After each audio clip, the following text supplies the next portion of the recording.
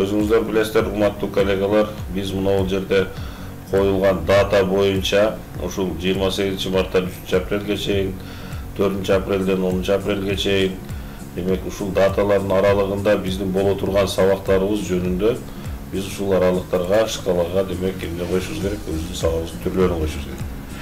Өткөндө биз эми азыр мына 3 апрель бүгүнкү кеч калып, демек 4 апрелден 10 апрелге чейин аралыкта биз бул жерге эмнелерди кое алабыз. Азыр эми мен сиздерге ушул жерге лекциялык материалды кантип койсок болот. Өзү обычно лекциялык материалды биз укканда айтабыз, бул демек кандайдыр бир аудиторияда лектордун жардамында аудиторияда отурган студенттер менен биргеликте окуу лекциялык саатын өтүшүн ойлойбуз. Бирок бул түрдө ушул лекциянын өтүштүн жолу бир түрү. Мында лектор демек өзүнүн лекциясын жайгаштырат. Ар бир жайгашкан лекция өзүнчө ар бир бөлүк боюнча бааланат. Бааланган лекцияларды демек студент өзүнүн журналына, студенттин журналына алып жазыла берет. Демек бул баалоо студенттин жыйынтыктоо итогу экзамендик баалоосуна демек ошол баалуулар кошулат. Анда эмесе биринчи биз лекцияны түзүштү карайлык. Биз дайыма айтканбыз, ушул курстун ичине киргенде биз курсубузду ар кандай демек компоненттерди, элементтерди коюш үчүн биз бул жерде режим редактирования дегенди басып алабыз. Мына режим редактирования деген менюну басып алабыз.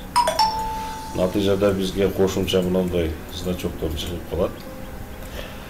Кошумча значоктор чыгып калат. Эми биз 4-нөн эмес, то есть 4-нөн 10 апрелдин арасында бизде эмне болот? Биз ошону коелук. Мына папка преподавателя деген мен ойлойм бул уже түшүнүктүү эле болду окшойт. Муну мен кийинки немеге көзүп берейин. 4-үндө эч нерсе жок калды. Эми ушу 4-дөн 10 апрелге чейин аралыкта биз демек элементти коюшобуз.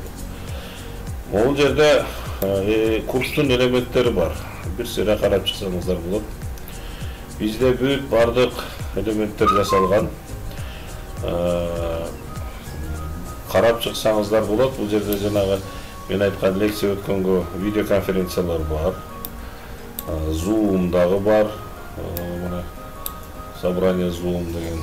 Андан кийин могу жерде медиа сайт контент деген бар, Open Meetings деген бар, WebEx Meeting деген бар.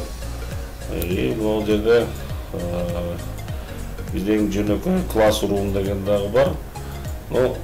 Ушул инструменттердин жардамасында сиздер лекцияны онлайн түрдө өтсөңүздөр болот. Бирок эми азыр шартка байланыштуу биз сиздер менен ушул дистанттык түрдө лекцияны кантип жайгаштырсак болот жана кантип лекциядан студенттерди баалай алабыз. Демек, биринчи ирет биз демек лекция деген компонентти алабыз, башкача элементти алабыз мына лекция.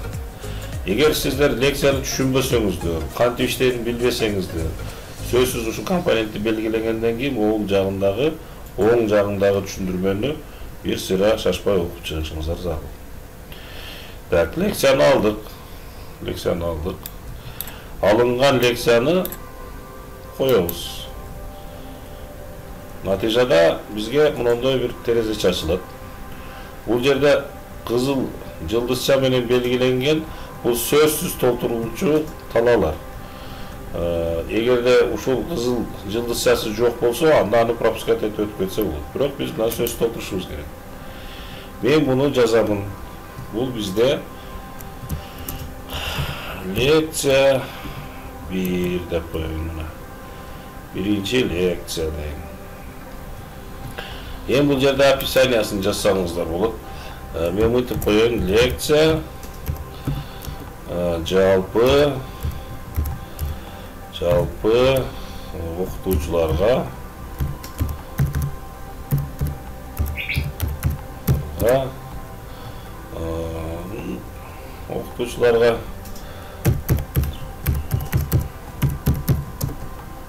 үчүн көрсөтүлөт деп коеюн. Бака өйлөргө өткөнүм жок, урматтуу коллегалар, аны өтүп жатсам деле болмок. Мен ушундай бул түшүндүрмө жаздым. Бул лекция 1 деген биздин элементибиз чыгып турганда, ошонун жанына мына түшүндүрмөсү чыгат. Буну чыккан чыкпагандыгын биз могу жердеги описание деп турат, отображение описание. Эгер буну жерге птичке койсок чыгат, койбосок чыкпайт.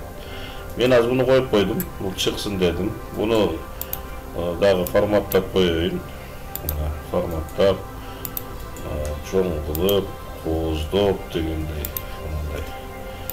Кооздоп деп коеюн мына. Эң ушул бизге коюлган, демек, лекциябыздын түшүндүрмөсү. Мынау жерде дагы айтып кете турган нерсе, Word'тун атайын значогу коюлду. Бул демек Word'тун файлдарын ушул аркылуу койсоңуздар дагы болот. Бул бир аз жана Word'тогу форматталбаган тексттерди, демек Word'та кандай форматталган болсо, бул жака дагы ошондой форматталып койгонго мүмкүнчүлүк берет. Так, урматтуу коллегалар, демек кийин сырткы көрүнүшү кандай болуш керек? Бул жерде индикатор аткарылышы, студент ошол аткарылуу индикатордун өзүн канча абалга келди көрүп турса, көрүп туруш керек, көрбөш керекпи? Менюсун көрүп туруш керекпи, көрбөш керекпи? Биз эгер буларды ооба дей турган болсок, анда студент лекциянын биринчи барагынан акыркы барагына секирип өтүп кетиши мүмкүн. Акыркы барагына өтүп, лекция бүттү кылып, кийинки разделге өтүшү мүмкүн. Мына ошондойго жеткизбеш үчүн биз менюну дагы, демек индикаторду дагы көрсөтпөй турайлык. Так. Доступность. Доступность дегенде бул жерде сиздер убакыт боюнча чектеп койсоңуздар болот. Бир күнгө же саатына лекцияларды. Ошол сааттын аралыгында, убакыттын аралыгында лекцияны карап чыкса болот. Эгерде убакыт болбой калса, пароль менен кирсе болот. Башкача айтканда, лекцияны пароль менен кирип окуй турам. Мен мынчалык биз ал студентти кыйнабашыбыз керек. Биздин лекциябыз ачык тура берсин. Ошол промежуттук убакытта, ошол 3 апрелден 4 апрелден баштап 10 апрелге чейинки аралыкта ачык турсун. Демек биз буга тийбейбиз. Эми өтүү, студенттин ошол ар бир баракты карап өтүүсүн текшерүүсү. Ар биринин өтүүсүн кайталоосу, мисалы үчүн бир сур немени кайра кайталап көрүүсү, кайра өтүүсү. Эми мүмкүн болушунча студент бир сыйра окуп эле чыксын. Анан эми бул тест эмес, бул жөнөкөй эле текст, лекциялык текст.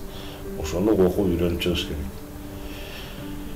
Бул жерде кайталоону бир эле жолу кылабыз, кайталабайбыз.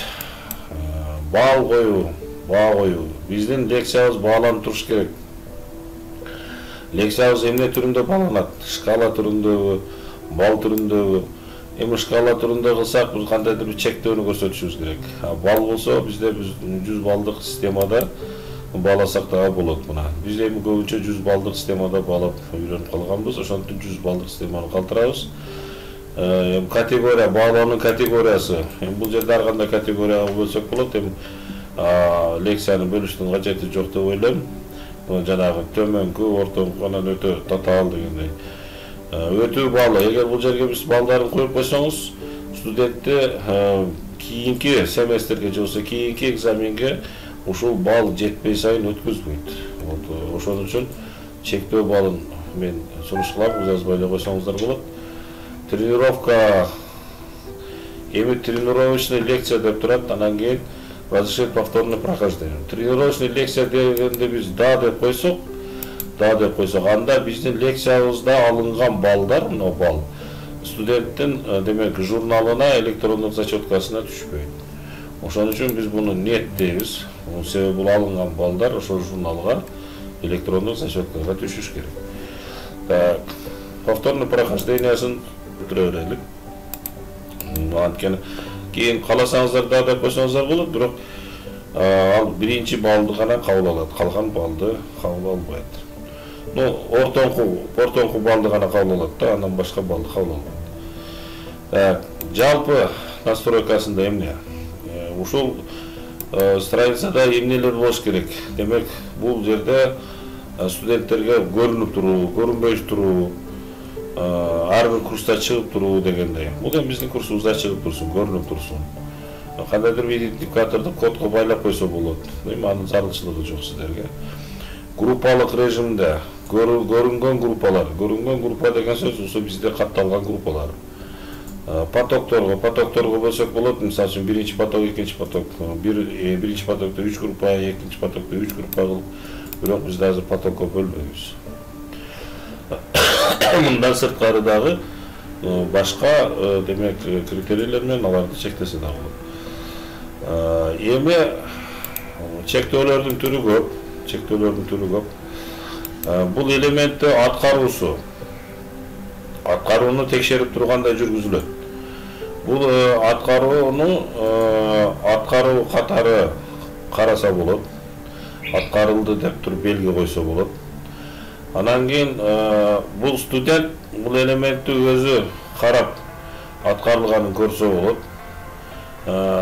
Бирок студенттин ушул аткарганына баа коюлуш керек. Биз муну студентке могу жерде урушмай эмес. Жерде биз булардын аткарылышын чыгарбайбыз дагы. Биз буларга кандай бир шарт менен аткарышын каалайбыз. Бул шарт менен гана аткарылыш керек. Башкача айтканда, студент ошол лекцияны окуп бүткөндөн кийин анан ошол баалары алынат. Башкача айтканда, биринчи баракта өтүп туруп эле лекцияны бүттү кылган болсо бааланбайт. Башкача айтканда, ошол лекциянын баасы түшпөйт.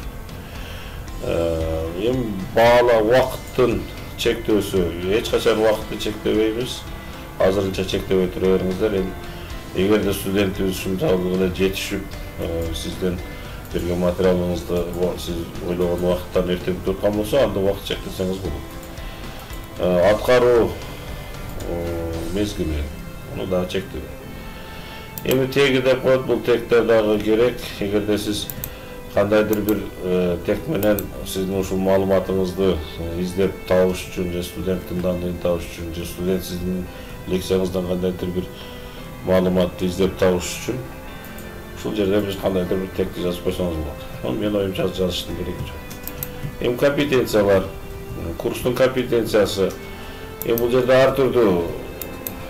Демек биз биринчи лекциянын скелетин жайгаштырганды карадык.